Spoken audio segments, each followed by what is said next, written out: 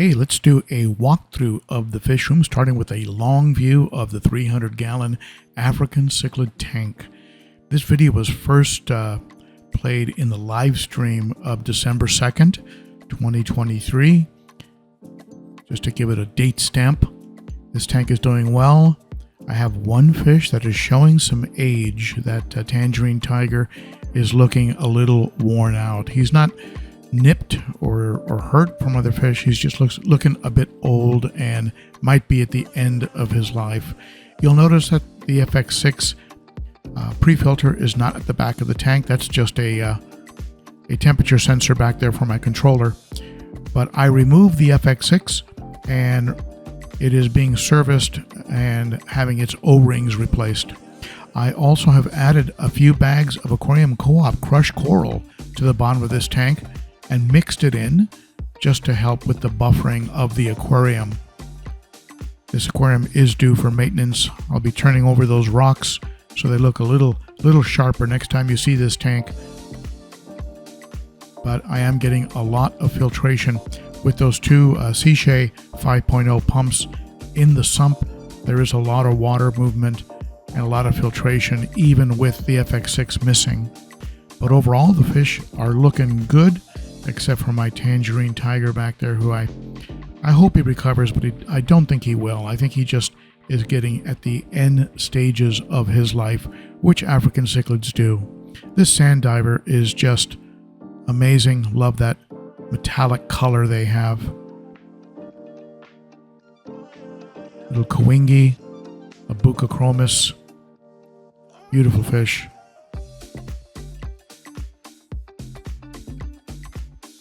Of course, the star of the tank is that Malawi trout. Just a big torpedo of a fish. My little pygmy Venusis. Over here at the Beta 29-gallon, the lights were just turned on a bit ago. They're sort of ramping up, so it's a little dim right now. So you're not seeing the baby plecos. Of course, the little coolie loaches, you never see those. The betta is kind of nestled in that betta log. You can barely make him out, hanging out in there. He loves his betta log. The aquarium is being kept warm by a Aquarium Co-op heater back there at 80 degrees. A lot of hornwort and water sprite, Java fern. You can see that easy to read readout on that heater. I love it. There's some Anubias in here as well. My live bearer tank, I'm telling you, I added that hornwort and the little guys, I guess, just found it easier to hide. And I was going to buy some more live bearers, but I don't think I need to. This tank is restocking itself. I have so many fry in here, and some of them are starting to show color, like those little guppies, little baby guppies. There's also some little platies, Mickey Mouse platies, and other fish that are starting to blossom there in those little peewee fries living in the sprite and hornwort. I added a second Aquarium Co-op sponge filter, and this one is also being heated by one of their heaters. But we've got real wood and a couple cory cats and a pleco in here, and this aquarium is doing well. Here are the new additions to the fish room, and those are my threadfin acora, albino threadfin acora that I picked up from Dan's Fish, and they are all doing well after a day and a half in the 29-gallon quarantine tank. They'll be in here for about a month, and then I'm not really sure where I'm going to move them to. I was a little concerned about that Siamese algae eater, the SAE. They can be nippy, but he's been on his best behavior. He hasn't been going after them, and you can see the fish. None of them show any fin damage. So he's behaving. I was ready to pull him out and put him into the 90-gallon, but we'll see. I'll keep an eye on him. But all 5 of those albino heculi are doing great. I also have a pleco in here who is just eating the heck out of that wood. It's a soft wood, so the pleco just munches on it all day long. He's got it so it's paper thin. I think if I pick that piece of wood up and tried to remove it, it would just fall apart. I have some almond leaves in here and some snails and of course some live plants. So it's a very well balanced, very healthy tank. I think the Acoras will do well in here during quarantine. That used to be a solid piece of wood. It's all full of holes now, courtesy of that Pleco. I might just move these Acara to the 90 gallon when they put on size, see how they do with the Geos and the Severums, or I might just put them in a standalone 60 gallon acrylic tank that I have. Just put a bunch of plants and rocks and wood in there and see how they do as a showpiece fish in their own tank. Here's the 90 gallon, one of the tanks I am considering putting them in. You can see a regular standard Hecali right there, right in the middle. Not sure how he would get along with 5 little albinos. Who knows, maybe they'd breed. Geos are doing great. Love the pecs on those fish, the pectoral fins and the colors in the body. Red spotted gold Severum is doing well. Doesn't seem to be as harassed as regularly as he was by the red shoulder, who's just sort of hanging there on the bottom left. Red shoulder Severum. The colors on these Geos. Beautiful. If I did bring the albino Acaras, I'd probably have to take out the Buenos Aires Tetras, who can be a bit nippy. I thought about adding some plants to this tank to help with the tank balance, but one of you pointed out that Severums can also be hard on plants. But maybe a handful of hornwort. You know, you throw some hornwort in there. I've got a ton of it. As you'll see, it just keeps growing like crazy in my planted tank. Maybe throw some hornwort in here just to have something to help absorb ammonia.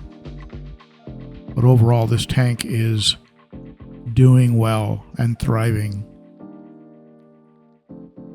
What do you think? Where do you think I should put those threadfin Acaras? Look at these electric blue Acaras. What a beautiful fish. One of my favorites for sure.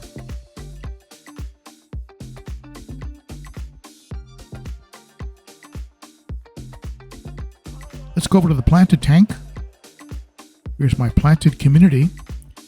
These are all egg layers. Don't have any live bearers in here.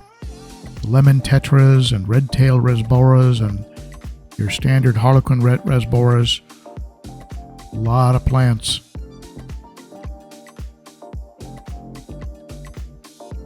There's some red serpas, some rummy nose tetras in there.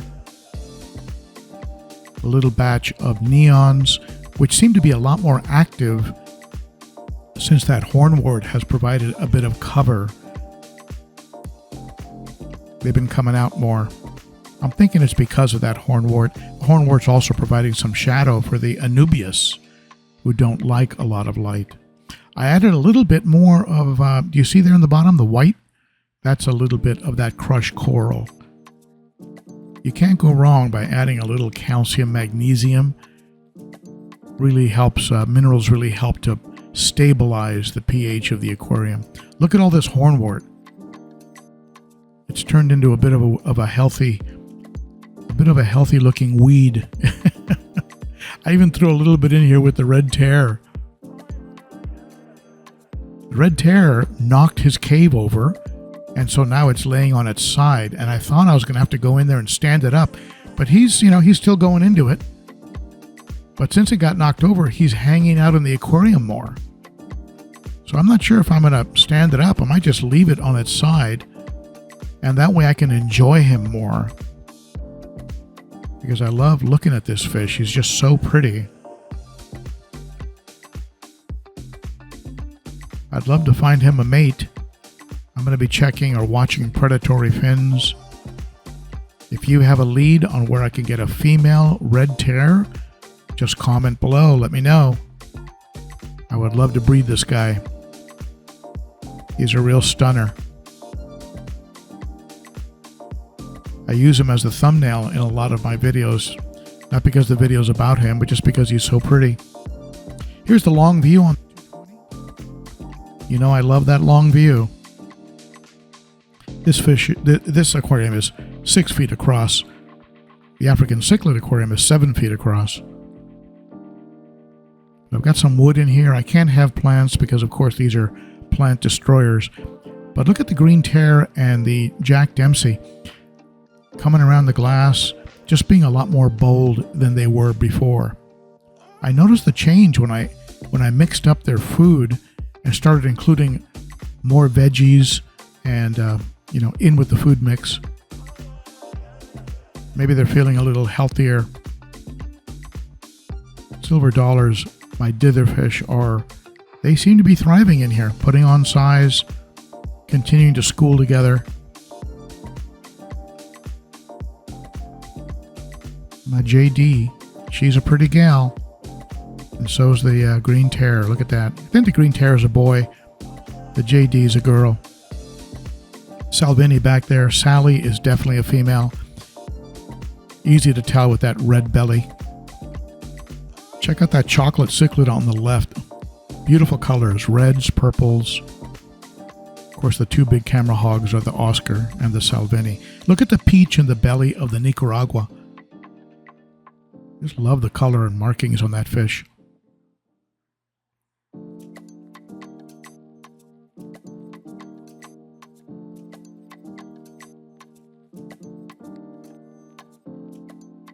Looking for a fight. That firemouth is always trying to get something going with that Nicaragua. Nicaragua's just ignoring him. Yeah, not today, buddy. Beautiful fish, though. So that pretty much wraps up my lap of the fish room.